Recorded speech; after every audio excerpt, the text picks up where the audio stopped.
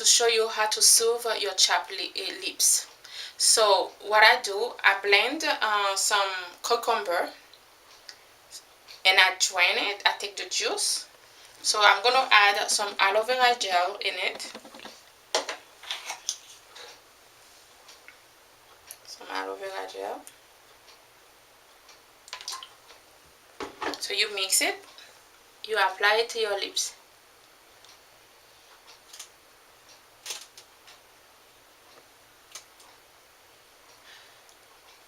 The cucumber has a lot of vitamin E in it. What it does is soothe your lips. And you know the aloe vera hydrate too. So both of them have the properties to hydrate. So you do that twice a day. By 5 days, your lips should be healed. So give it a try. Bye.